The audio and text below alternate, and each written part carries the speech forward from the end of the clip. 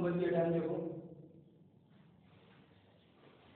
देखो जरा उसके बाद हमें लिखना था जहां से उसने वीडियो रूप भेजी ऑटोमेटिक वीडियो रूप भेजी। देखो उसके बाद लिखना है आपको वीडियो रूप भेजी, लेकिन उसके बाद लिखना है आपको थोड़ा सा इसका छूट गया है। एक बार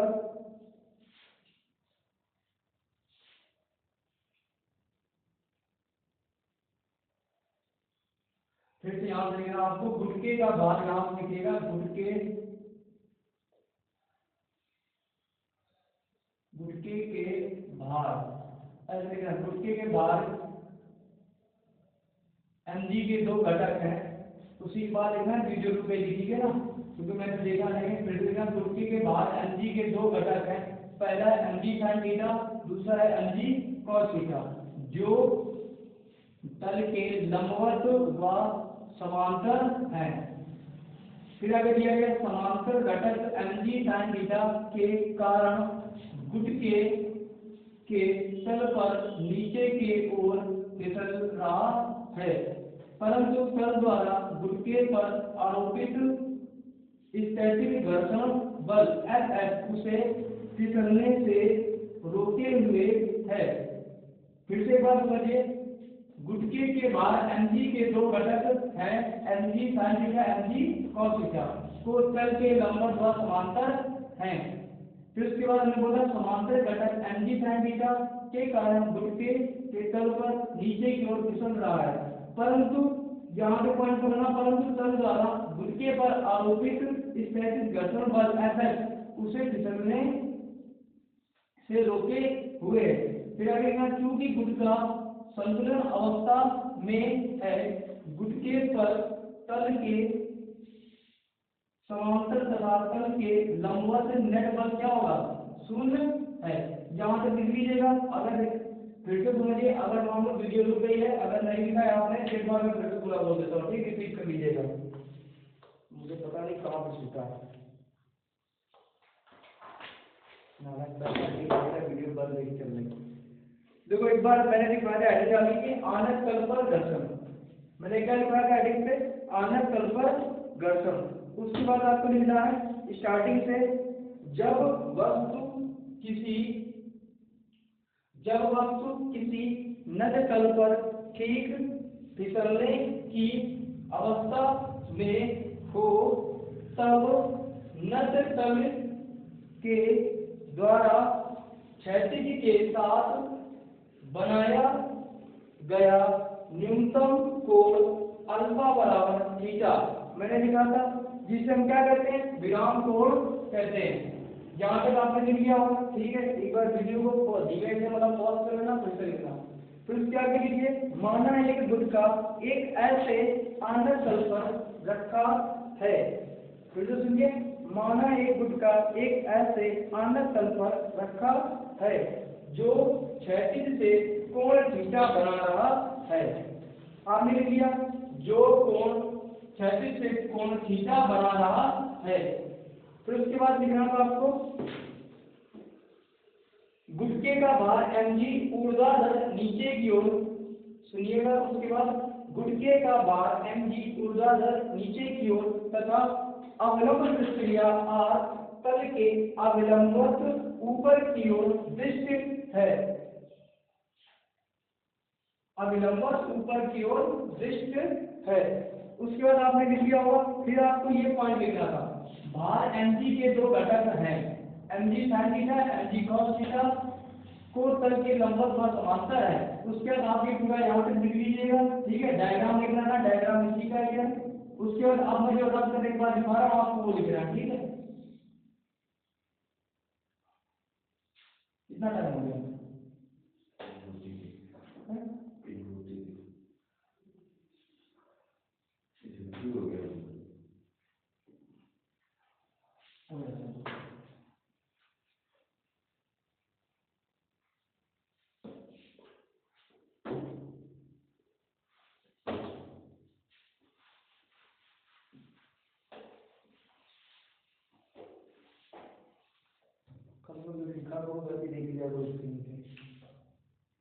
अब इसके देखो तुम्हें समीकरण बनाना है, नेट वर्क शुरू के बाद लिखना है एस एस इक्वल टू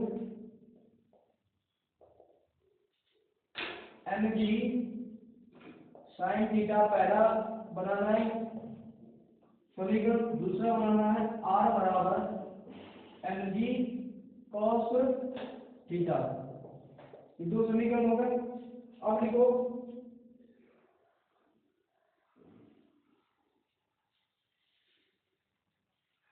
तल के झुकाव को थीटा को बढ़ाने पर लिखो तल के झुकाव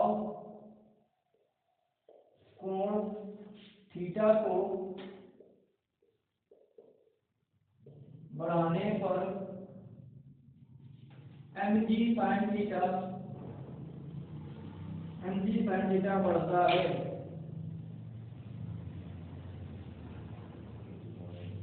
परंतु क्या हो गया, तल के झुकाव कोण थीटा को बढ़ाने पर एम जी साइन थीटा बढ़ता है, परंतु साथ ही एफ एस भी बढ़कर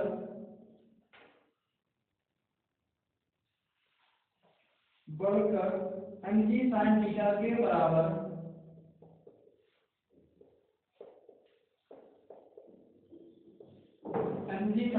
के बराबर हो जाता है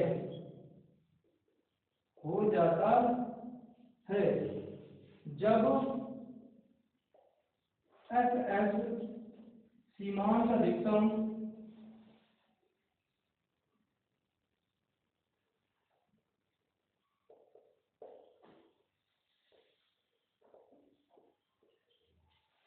अधिकतम मान तक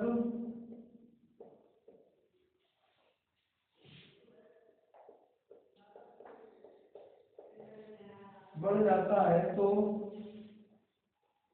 गुट का आनत तल पर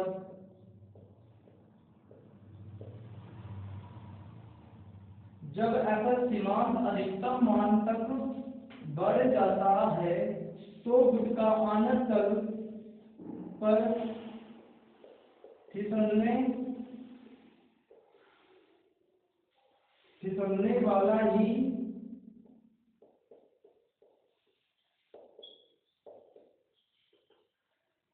वाला ही होता है। माना झुकाव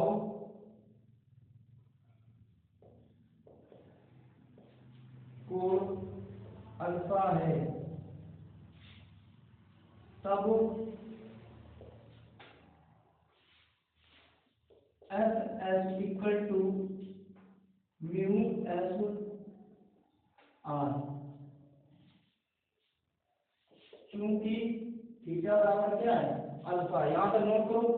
उसके बाद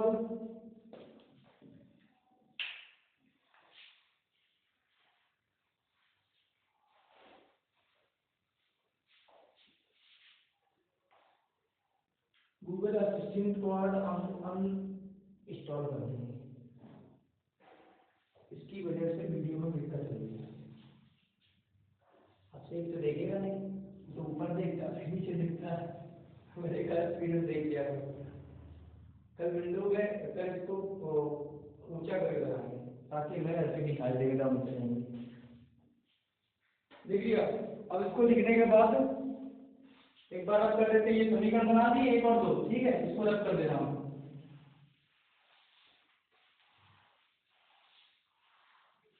अभी मैंने क्या लिखा है, S S equal to mu S R होता है ना। अब इसको क्या लिख दो, समीकरण 1 व 2 से भाग करने पर, ठीक है। इसकी जगह क्या हो जाएगा, असिस्टेंट इक्वल टू समीकरण, ऐसे लिखो समीकरण फर्स्ट डिवाइड बाय सेकेंड। तो एस एस इक्वल टू क्या था, म्यू एस आर है ना, अपॉन आर बराबर M G sine theta upon M G cos theta. अब एक चीज बताओ, आर से आर कट जाएगा, एम एनजी से एनजी कट जाएगा, तो ये बताओ म्यू एस इक्वल टू कितना आ जाएगा,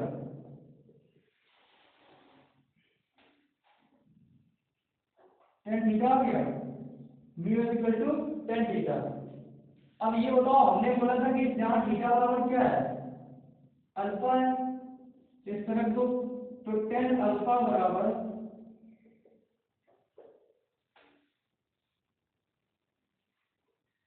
म्यू एस।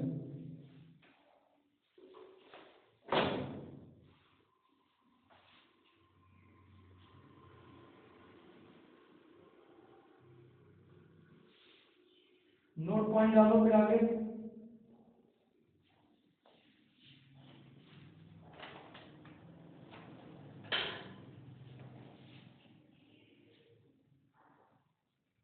झुकाव कोण अल्फा, झुकाव कोण अल्फा को विराम कोण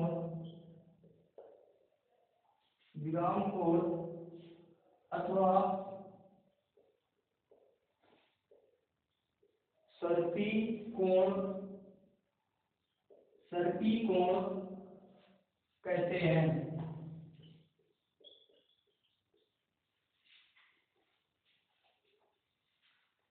लिख लेना म्यू एस बराबर टेन थीटा एस, तथा लिख लेना थीटा एस बराबर अल्फा।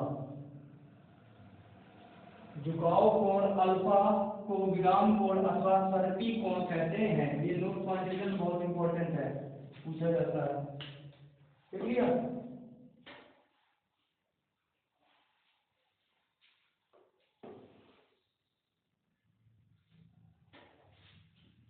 और एक और फार्मूला लिख लो इसी में, म्यू के मतलब गति घर्षण गुणांक बराबर होता है टेन थीटा के।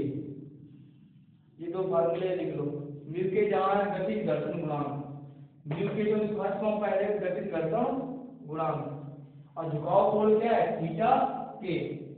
झुकाव कोण क्या है, थीटा के।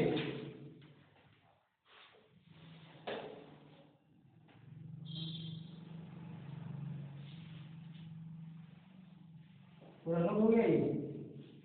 अब बस लास्ट के दो पॉइंट है, ऊपर की ओर वस्तु की गति का फार्मूला लिख लो, नीचे की ओर वस्तु की गति का फार्मूला लिख लो। जब वस्तु ऊपर की ओर गति करती है, लिखो फार्मूले लिख लो दो। जब वस्तु ऊपर की ओर गति करती है, तब त्वरण क्या होगा, त्वरण ए बराबर,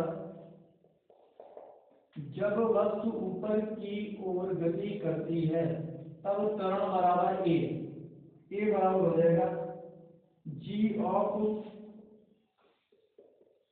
साइन थीटा प्लस म्यू के कॉस थीटा। ये फार्मूला। दूसरा लिखो, जब वस्तु नीचे की ओर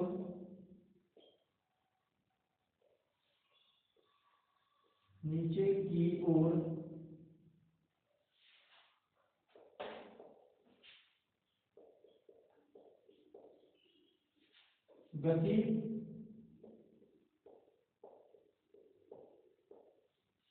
जब वस्तु नीचे की ओर गति करती है तब त्वरण क्या होगा, ए बराबर g of sine theta minus mu के कॉस थीटा। म्यू के कॉस थीटा। बस तुम्हारा हो गया। एक लास्ट टॉपिक है वो कल करवा दूंगा, जिसे अगला उसका लूप नहीं करता, ठीक है। अब देखो यहाँ तक तुम्हें करना है, ये फार्मूला है, जब आप ऊपर की ओर गति करती है तब त्वरण का formula G of sine theta plus mu के कॉस थीटा। ये याद कर लो, इससे रिलेटेड है। जब वस्तु नीचे की ओर गति करती है तब त्वरण क्या होगा, g of sine theta minus mu के कॉस थीटा। तब वो क्या हो जाती है, नेगेटिव हो जाए, ऊपर के लिए पॉजिटिव। इतना नोट कर लो। ठीक है, उसके बाद अगला लेक्चर ये चौथा था, ये तुम्हारा डिलीट हो गया, इसको चौथा, चलो ठीक है।